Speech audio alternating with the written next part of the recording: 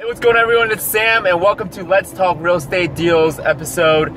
I can't even count which episode this is, but we're on the road right now to an actual real estate deal, a fix and flip deal at Oak Park, Illinois, which is a Chicago suburbs. Decent area, not as affluent or wealthy as Barrington or Northbrook, but a pretty decent area, and I'd say we're gonna be driving for about an hour to get there. Fantastic neighborhood, and this real estate deal, it's a fix and flip deal, is being worked on by my good friend Christian Arce, who's going to give us the breakdown of numbers, how much it costs to acquire a property, what's the repair on it, and what's the ARV, so after repair value. So we're going to go take a look. It'll be a fantastic experience, especially if we've been just looking at market and analyzing deals on Zillow. We're actually going to be taking a look at an actual property that is being worked on. And for those who are brand new, right, you guys are just starting out and you guys are just kind of speculating what real estate investing can do for you. I hope this episode and the rest of the show is going to show you exactly what real estate investing is and what we do to make our money, and how it might be a better alternative to getting a job or working at a job. And there is a myth out there that people say that you need a lot of money or you need very good credit to do real estate investing, which is, I'd say it's a half the truth. And the reason why I say it's half the truth is, the way I raise money, the way I find the cash to do real estate investing is not through my own money, but rather raising capital through other people's money. And we call that OPM, not opium, but OPM, other people's money. And as investors and entrepreneurs, we like to leverage other people's money and other people's time, other people's effort, so that we can all create a win-win situation. So for those who missed out on that, how I raise capital, watch episode 3. I believe that's when I talk about raising capital through other people's 401k and the IRA. And a lot of people have this misconception that you need your own money to do real estate investing, which is not true. I mean, you want to get to that point where you have a ton of cash, a ton of investment capital, where you can go and start doing stuff on your own. But until then, when you're just starting out, right, you're just, you don't have much money. I mean, all of you guys are 20s and 30s. You guys might not have all the cash you guys want and need to do real estate. So that's a definite and possible way to raise capital and start doing real estate investing. So we got about 40-minute more drive right now. Of course, I'm not going to be on camera for 40 minutes, but let's go and check this property out, break down the numbers, and see some possibilities of having your own real estate projects like this.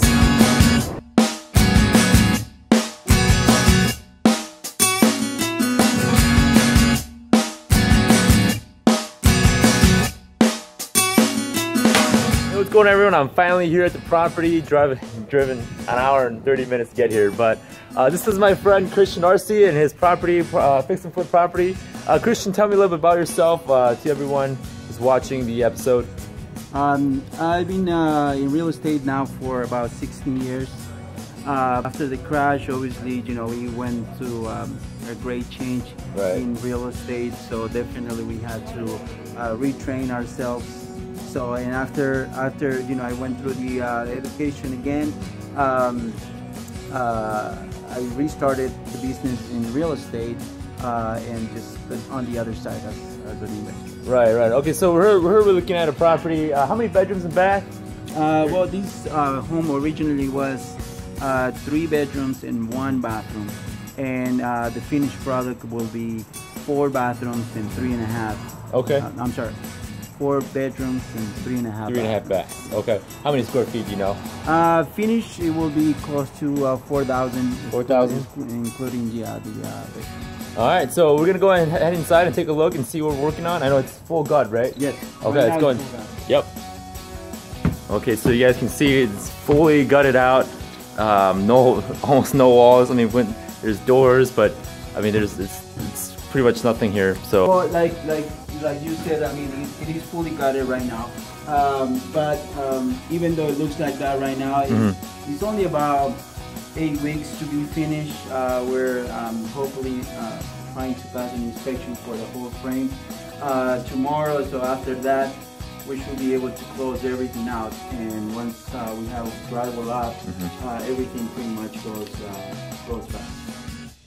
What's the numbers here? What's the ARV that you looked at? What was the cost of repair Can you give us a little breakdown of the analysis? Well, we acquired this property for about $269. Okay. And we're putting another $350 in repairs, and you know it's 85 to 90% new construction, so that's why we're paying so much. It's not only a rehab. So and the ARV that we're looking at right now, we have it on the market as you know, doing pre-marketing for $949. $949. That's pretty good. And what will be your profit at the end?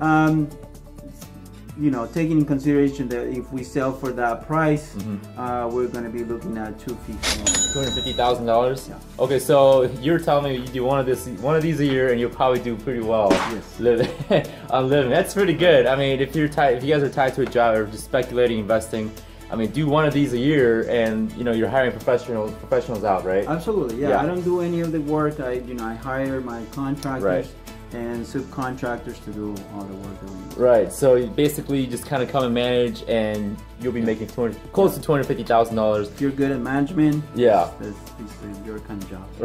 Right. Okay, so can you show me what else upstairs, downstairs? Yeah. Yep. Okay, so here's upstairs. Yeah, here's we are in the old side of the house. This house obviously originally was about only 1,500 square feet. Okay. So what we did to this home is to add more square footage to the back of the house. Gotcha. So if we go through here, this is used to be a bedroom before, so we did the hallway in between. And from here and on is new, completely new. So we did new foundation and a two-story new addition to the house, which allowed us to do more bedrooms. A great, you know, master bedroom like this one, master bath, and add all the rooms that, you know, that extra square footage that we need.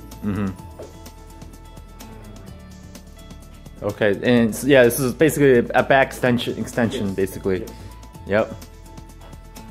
All right. Usually that's one of the strategies that we use.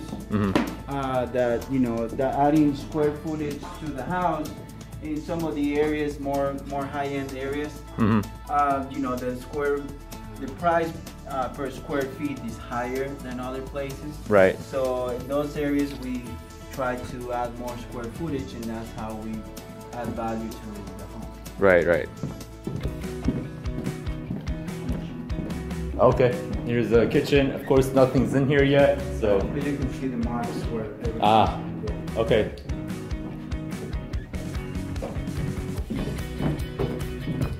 This is gonna be the backyard patio. Right now we're putting the brick on the patio. Okay. And this is the new addition on the basement. So we did a new basement, and we added it to the old existing one. Okay. So cool.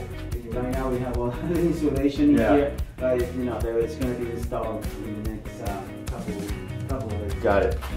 Okay. So in here, where you see this hole, this is where the old basement was, and where the new basement starts. Gotcha. Okay. So and that's where we put the new addition.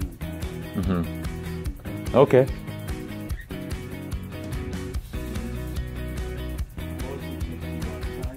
Just installed a new driveway, new concrete driveway, and about to finish the rest. Okay. We're doing a brick patio in the back of the house, and hopefully we'll finish that extra side of the concrete tomorrow. Nice. Okay. So the exterior, nothing was changed, right? This is. It's new, all new stucco, like I mentioned. You know, we fixed the one that was originally here before. It was you know, different color as well. Right. So the company that did all that job repaired the whole old side of the house, and you know, he did all the new exterior of the new part. Okay. Nice. So it came out great. It's a pretty expensive job, and on the stuff is not what we wanted to do. We would have like to do siding that is, you know, a little bit more cost effective, but you know, being on the area where we are, the city has some restrictions, so Gotcha.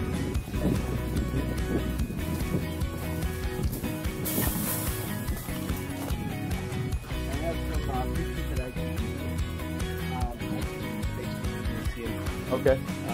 From the before and after, actually, you can see how body was before. Yeah. And then, you know, the new job on the stuff. So new stairs are coming in tomorrow, hopefully. So we're closing into the you know, finished product. Okay. Do you is it so? There's no buyer yet. It's just pre-marketing. Right now we're in process of pre-marketing, like any other new construction.